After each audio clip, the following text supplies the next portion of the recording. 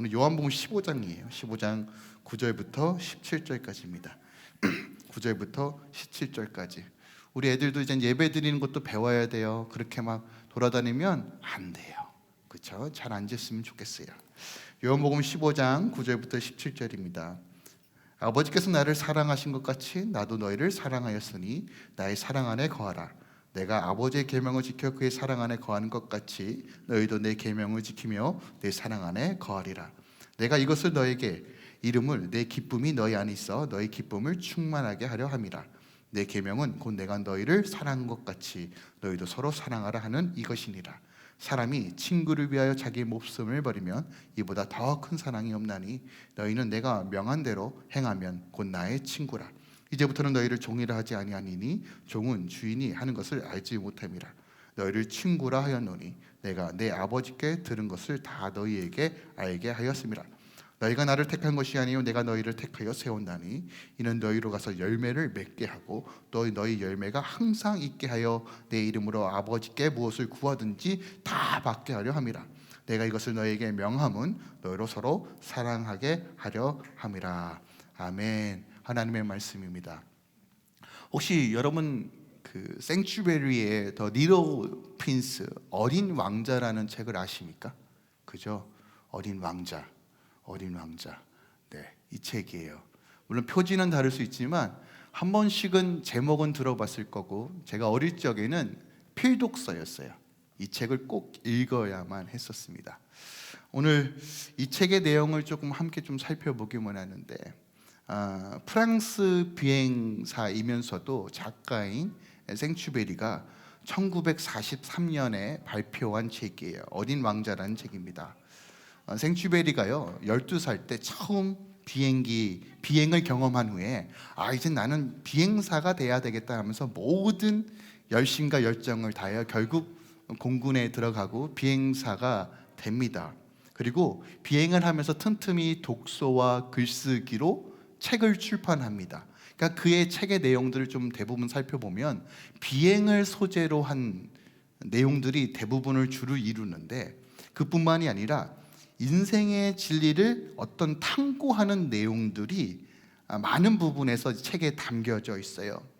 44세에 어떻게 보면 정찰 업무 중에 실종돼서 세상을 떠나게 되었지만 그의 책을 통해서 여러 권의 책을 통해서 인생의 진정한 가치와 의미가 무엇인지를 그의 책을 통해서 우리에게 소개시켜 줍니다. 특별하게 어린 왕자라는 이 책은요 각각 다양한 챕터들이 있어요.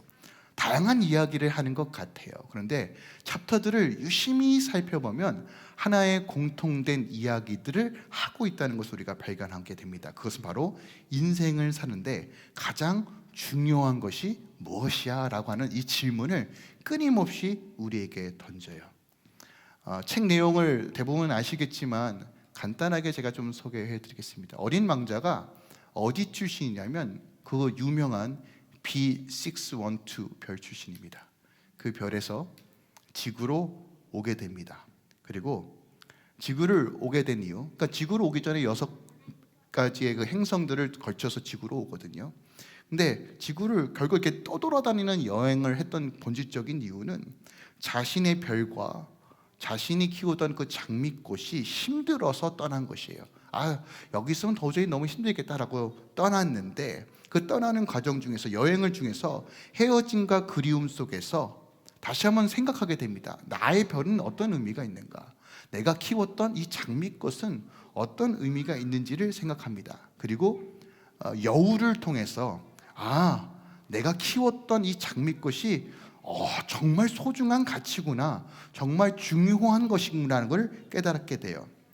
챕터 16부터 23장까지 이 지구에 온 어린 왕자에 대한 이야기가 나오는데 제가 이 부분이 왜 중요하냐면 여우와의 대화에서 여우가 이렇게 이야기합니다.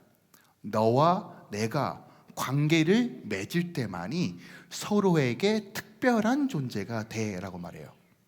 만약에 너와 내가 관계를 맺지 않으면 우리는 그냥 흘러가는 많은 사람들 중에 동물 중에 하나겠지만 너와 내가 관계를 맺게 되면 릴레이션십을 갖게 되면 이 세상에서 서로에게 유일한 존재, You are the only one for me, 나에게만 유일한 존재가 돼. 관계를 맺을 때만 유일한 존재가 된다는 거고 라는 이 가르침을 줘요. 제가 인상 깊었던 대사가 있는데 보세요. 가장 중요한 것은 눈에 보이지 않아.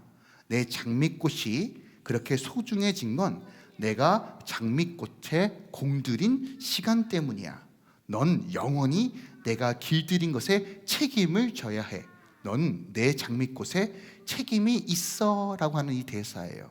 그게 무슨 얘기냐면요, 자신이 애쓰고 공들여서 관계를 맺었던 그 장미꽃은 다른 장미꽃과 다르다는 것이에요. 그리고 그렇게 관계 맺음에는 반드시 책임이 필요하다는 거예요. 왕자는 이것을 계속 되새겨요. 그리고 왕자는 어떤 깨달음을 얻습니다. 어떤 깨달음이냐면 자신의 외로움은, 자신의 허무함은 자신의 별로 돌아가 자신이 공들였고 관계를 가졌던 그 장미꽃에 대한 책임을 질 때야 비로소 그 외로움의 문제를 해결할 수 있다는 진리를 깨달았게 돼요. 아주 매우 중요한 메시지입니다. 우리 인생에서 여러분은 중요하게 여기는 것이 뭐예요? 지금 그 중요하게 여기는 것을 위해서 어떠한 방식으로 살아가고 있습니까? 많은 부분에서 우리가요, 내가 중요하다고 생각하는 것과 실질적으로 내가 중요하게 여기면서 살아가는 방식의 갭이 굉장히 큰 경우가 있어요. 나의 삶의 가치는 이것을 향해 나아가야 되는 것을 분명히 알고 있지만 실질적으로 살아가다 보면 그렇게 살지 못하는 경우들이 많아요. 보편적으로 우리가 가장 우선순위, 가치와 중요성이라고 여기는 것 중에 하나가 무엇이냐면 행복이에요. 우리 행복하길 원하잖아요. 그죠? 제 꿈은 불행하기 원합니다. 저는 처절하게 절망하기 원합니다 라고 얘기하는 사람은 제가 듣도 보지 못했어요.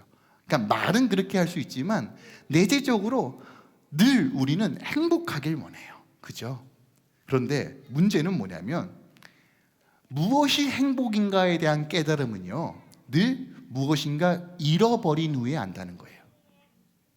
무엇인가 상실을 경험한 후에야 이것이 정말 행복이었구나, 이것이 가치 있는 것이었구나를 우리는 깨닫게 돼요.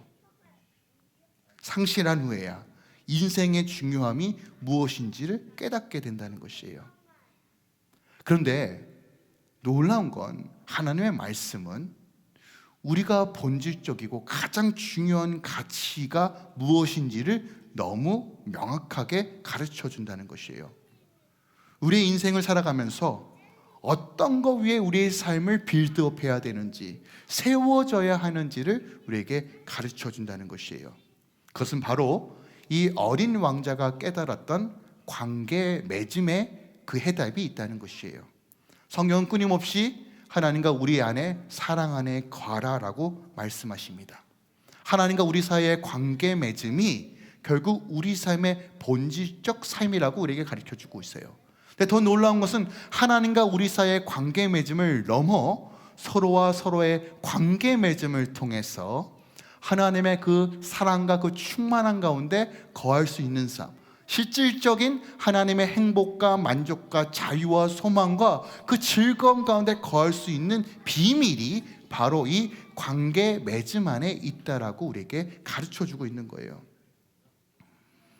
여러분, 인생은 혼자 사는 거 아닙니다.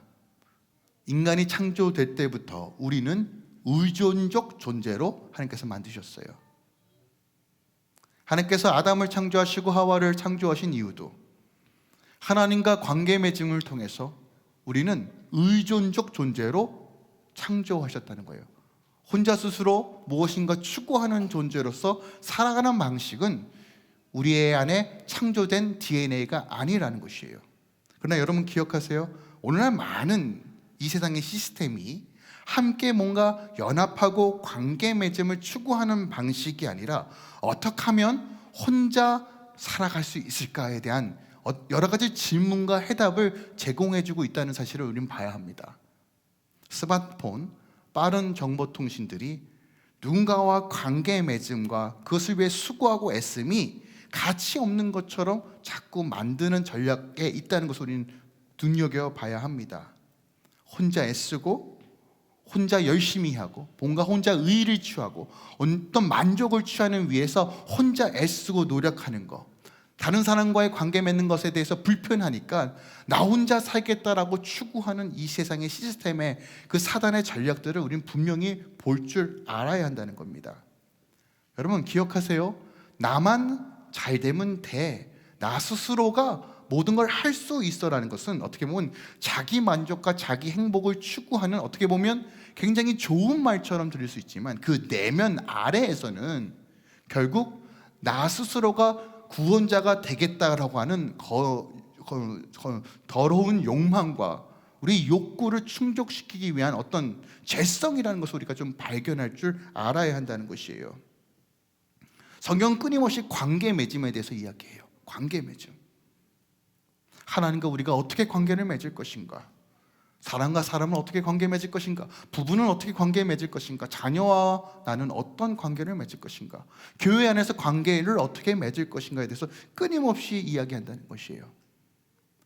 여러분, 어린 왕자를 읽어보면 어린 왕자가 다른 그 누구와 관계 맺는 것이 굉장히 서툴고 어려운 장면들이 계속 노출이 됩니다. 그만큼 누군가 관계, 깊은 관계 안에 들어가는 건 결코 쉬운 일이 아닙니다. 평생 살았던 부부도 살아가면서 남편과 아내의 마음을 모르는 것이 태반인 것처럼 누군가 깊은 관계 안에 거하는 것은 결코 쉬운 일은 아닙니다. 그럼에도 불구하고 어린 왕자에서 여우가 이렇게 얘기합니다. 익숙해지는 것, 서로에게 익숙해지는 것을 가르쳐 주는 것처럼 하나님은 우리가 하나님과 익숙해지고 그 온전한 관계 안에 거할 수 있는 방법을 계속 우리에게 가르쳐 주십니다. 우리가 하나님과 동행할 때, 하나님과 온전한 관계를 맺을 때 여러분 기억하세요. 감추고 싶어도 감출 수 없는 변화가 반드시 일어납니다. 내 안에 하나님과의 온전한 관계 맺음이 이루어지면요, 어떤 변화가 일어나냐면 내 말과 행동이 변화되게 되어 있습니다. 그러면 어떤 일이 벌어질까요? 다른 사람과의 관계의 회복이 이루어지는 것이에요. 이것이 바로 하나님의 사랑과 이웃 사랑의 완성을 이루는 방식이라는 것이에요. 요한복음은 이것을 너무 명확하게 가르쳐 줍니다. 요한복음은요, 가장 마지막에 쓴 복음서입니다. 그리고 예수님께서 무엇을 강조하는지를 가장 명확하고 질서 있게 기록한 책 중에 하나입니다. 요한복음의 말씀들을 좀 살펴보면 우리가 함께 주님과 걸어가는 삶, 관계 맺는 삶이 무엇인지를 가르쳐 주는데, 첫 번째로 요한복음 8장에 보면 이런 말씀이 있습니다. 8장 31절이에요. 그러므로 예수께서 자기를 믿는 유대인들에게 이르시되 너희가 내 말에 거하면 참으로 내 제자가 되고 진리를 알지니 진리가 너희를 자유케 한다는 거예요. 여러분, 제자가 된다는 건 무슨 의미냐면 하나님과 관계 맺은 새로운 관계의 설정이 이루어졌다는 거예요. 하나님과 관계 맺는 자들만 제자라고 말하는데, 이 제자의 특징이 뭐라고 말하면 내 말에 거하면, 내 말 안에 거하면, 말씀 안에 거하면, 말씀을 기준으로 살면 너희가 나와 관계 맺는 것이야 라고 가르쳐줘요. 근데 말씀 안에 거하면 어떤 일이 벌어진다고 말합니까? 진리가 너희를 자유케 한다는 거예요. 여러분, 행복이 뭐예요? 행복하다는 느낌이 뭐예요? 어떤 것에 속박하고 매이는 것이 아니라 자유케 되는 것이 행복 아닙니까? 행복의 속성 중에 하나가 자유 아닙니까? 하나님께서 오늘 뭐라고 말씀하시는 거예요? 너희와 내가 온전한 관계 안에, 즉 말씀 안에 거하는 삶을 살 때 그 진리가 너희를 자유케 한다는 것이에요. 이것이 아버지께서 우리에게 주시고 싶어 했던 관계 맺음의 정의라는 것이에요. 두 번째, 요한복음 13장입니다. 34절에 내 새 계명을 너희에게 주노니 서로 사랑하라. 내가 너희를 사랑한 것 같이 너희로 서로 사랑하라. 그러면 너희들이 서로 사랑하면 이로써 모든 사람이 너희가 내 제자인 줄 안다는 거예요. 자, 보세요. 기준이 뭐냐면 주님께서 우리를 사랑하신 것처럼 서로 사랑하면 어떤 일이 벌어진다고요? 사람들도 너희들이 하나님과 관계 맺은 자들이구나 라는 것을 알 수 있다는 거예요. 여러분, 이 비밀이 풀리시길 부탁드립니다. 하나님의 자녀로서 살아가는 방식은요, 서로 사랑하는 거예요. 방식이 뭐라고요? 주님이 우리를 사랑했던 방식으로. 주님이 우리와 관계 맺는 방식으로 사랑하는 거래요. 그럼 그 방식으로 우리가 서로 사랑할 때 어떤 일이 벌어진다고요? 우리가 하나님의 자녀됨이 드러난다는 것. 그리고 오늘 세 번째, 요한복음 15장입니다. 15장의 핵심은 결국 열매를 맺는다는 거예요. 15장 7절입니다. 너희가 내 안에 거하고 내 말이 너희 안에 거하면 무엇이든지 원하는 대로 구하라. 그리하면 이루리라. 너희가 열매를 많이 맺으면 내 아버지께서 영광을 받으실 거요 너희는 내 제자가 되리라. 하나님과 온전한 관계를 맺는 사람의 특징이 뭐라고요? 열매가 나타난다는 것이에요. 하나님은 우리 삶 가운데 열매 맺기 원하세요. 인생의 열매를 맺기 원하세요. 기쁨과 즐거움의 열매를 맺기 원하세요. 그냥 쭈그리로 사는 것이 하나님의 뜻이 아니라는 것이에요. 여러분, 인생에서 여러분들이 추구하는 중요성이 무엇입니까? 최고의 가치로 여기는 것이 무엇이에요? 잘 사는 거? 행복한 거? 여러분, 비밀이 여기에 있어요. 하나님과의 온전한 관계 맺음과 또한 하나님께서 붙여주신 하나님과의 온전한 관계 맺음을 통해서 우리 안에 하나님의 풍성한 열매가 맺혀진다는 것이에요. 우리가 하나님과 멀어지고 외인되었을 때는 이 열매가 없었어요. 하지만 주님 예수 그리스도를 통해서 우리가 이 열매 맺는 삶으로 인도해 주셨다는 거예요. 어린 왕자가 여우를 통해서 관계 맺음, 자신의 장미꽃에 대한 특별함을 발견했던 것처럼 길들여지는 것을 통해서 그 깨달음이 이루어진 것처럼 하나님은 우리의 말씀을 통해서 하나님과 우리 사이의 길들임을 만들기 원하신다는 거예요.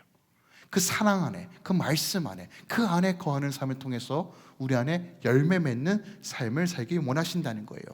이 모든 말씀을 종합한 것이 바로 오늘 본문의 말씀이에요. 9절부터 한 번 더 곱씹어서 살펴보겠습니다. 9절입니다.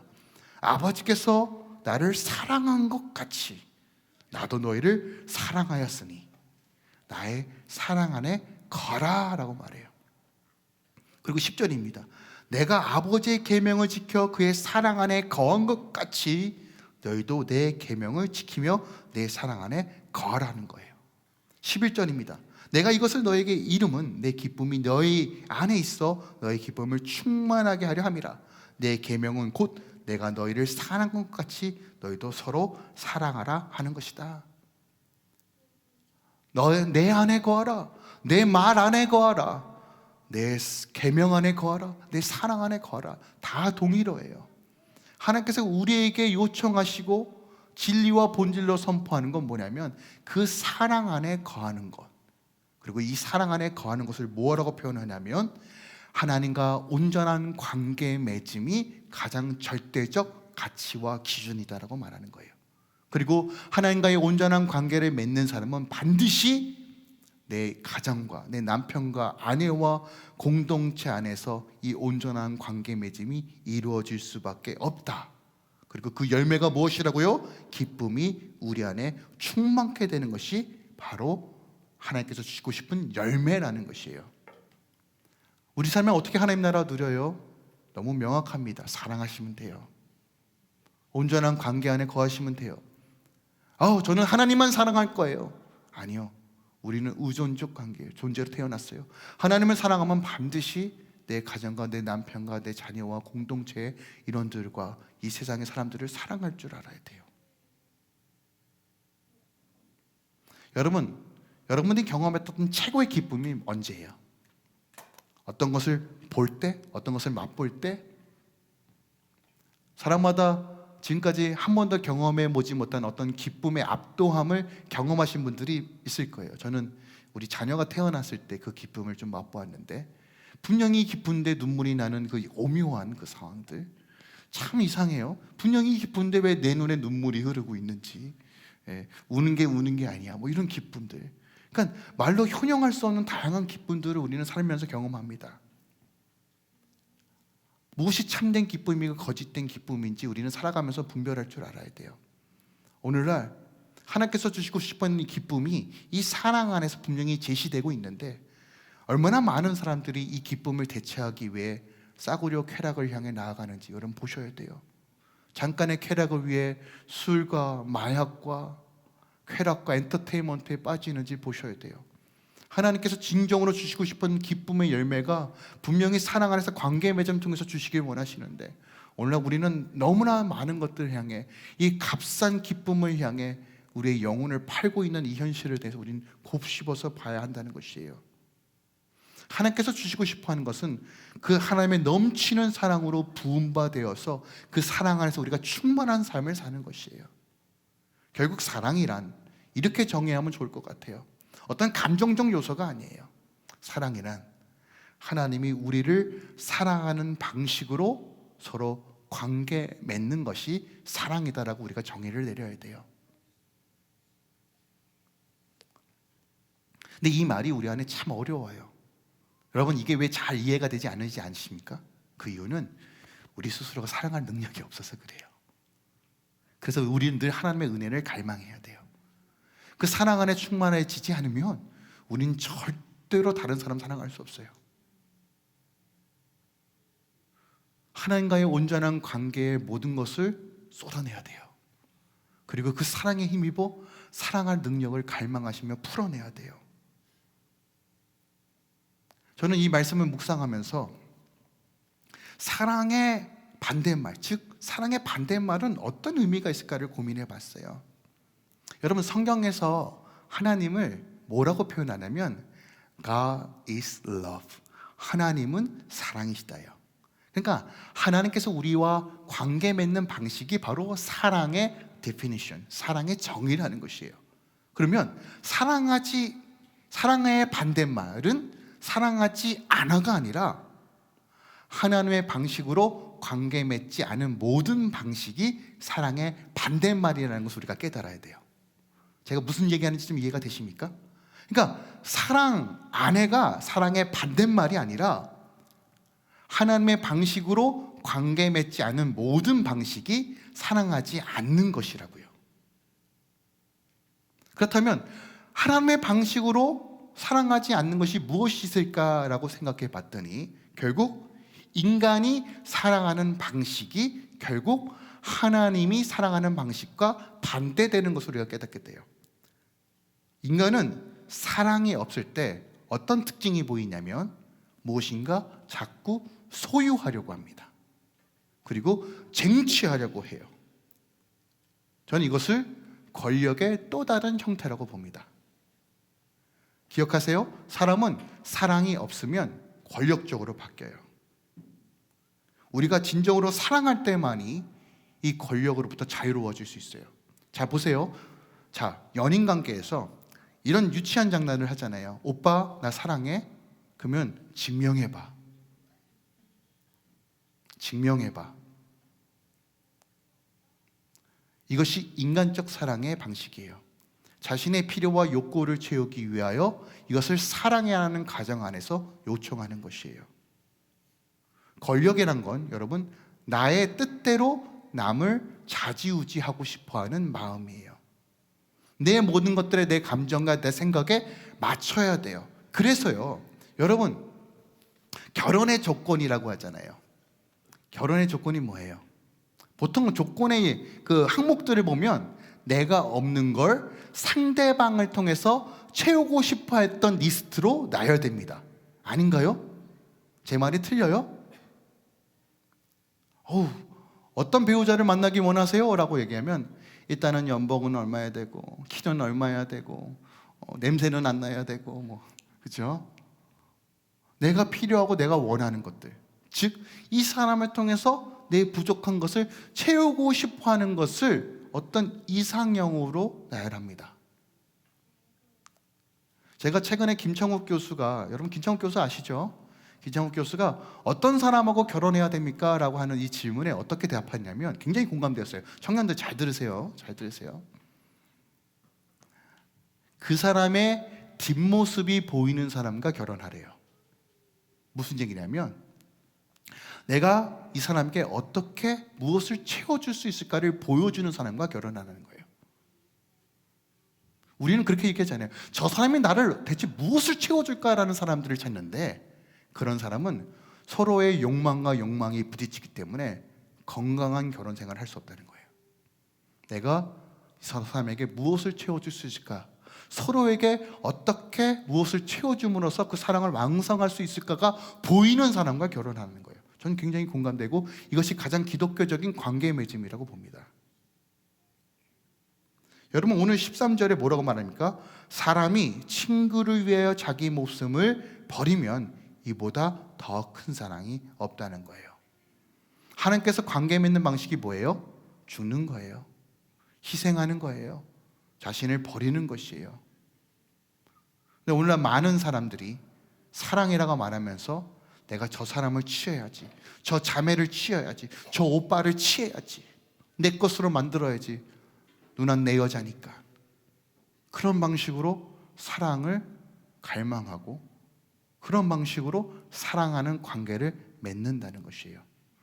그리고 그것이 충족되었을 때 가감하게 버리는 방식으로 우리는 사랑 관계 맺음을 설정한다는 거예요. 근데 하나님은 그런 인간적인 방식이 아니라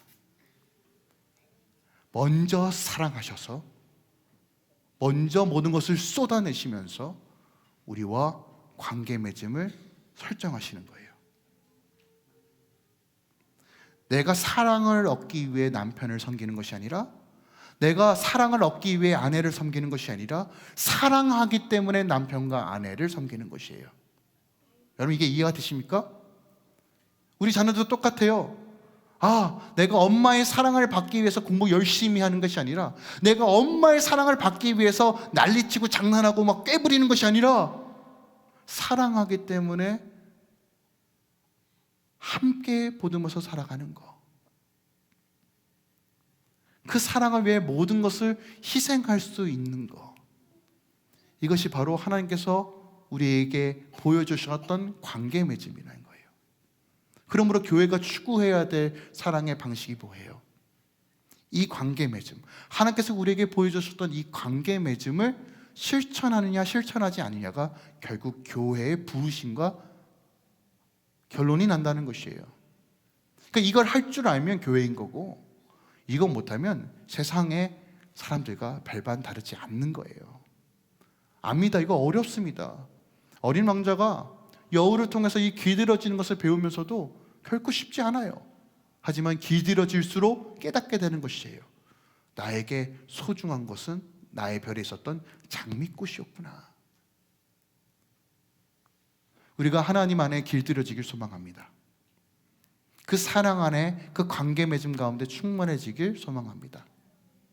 그리고 여러분들 그 사랑으로 서로 사랑하는 자로 살아가시길 예수 그리스도로 축원드리고 부탁드립니다. 이것이 바로 교회의 모습입니다. 주님의 몸으로서 살아가는 건 이런 방식으로 사는 겁니다. 압니다. 쉽지 않아요. 압니다. 저도 늘 이 관계 맺음, 저도 늘 보면 내가 내 뜻대로 소유하기 원하고 내 감정대로 컨트롤하고 싶어하고, 이것이 사랑이라는 가면 안에서 내 욕망이라는 것을 늘 발견하게 됩니다. 쉽지 않은 싸움입니다. 그럼에도 불구하고 말씀이 내 안에 거하고 주의 사랑이 내 안에 거하고 주의 생명이 내 안을 이끌어갈 때 우리는 이 관계 맺음이 온전히 회복될 것입니다. 오늘 마지막 절입니다. 15절이에요. 이제부터 너희를 종이라 하지 아니하나니 종은 주인이 하는 것을 알지 못하나 너희를 친구로 한다라고 말해요. 이 관계 맺음에 길들여지고 하나님의 사랑으로 살아가는 자들, 이 사랑을 실천하는 자들에게 오늘 하나님의 친구로 부르시는 그 은혜가 허락된다는 거예요. 그리고 16절 17절에 이렇게 마무리합니다. 너희가 나를 택한 것이 아니고 내가 너희를 택하여 세웠다. 이는 너희로 가서 열매를 맺게 하고 너희 열매가 항상 있게 하여 내 이름으로 아버지께, 보세요, 무엇을 구하든지 다 받게 하려 함이라. 하나님 간의 온전한 관계에 있으면 여러분 뭐가 무서워요? 그 두려움과 염려 때문에 많은 것들이 끌려다니는 거 아닙니까? 그런데 여러분 기억하세요. 그 사랑의 온전한 관계 맺음 안에 있으면 아버지 것이 다 내 거라는 것이 보이기 시작하는 거예요. 이것이 바로 크리스찬으로 사는 삶, 교회로서 살아가는 방식입니다. 우리 이 사랑 만들어 갑시다. 좀 더디 가더라도 내 것이라 주장하지 않고 서로 희생하며 사랑하며 그런 교회 만들어 갑시다. 또 여러분 가정 가운데 그리스도의 사랑으로 서로 관계 맺음을 통해서 하나님 나라를 세워갑시다. 그 은혜가 우리 안에 있습니다. 함께 믿음으로 바라보며 걸어갑시다. 할렐루야.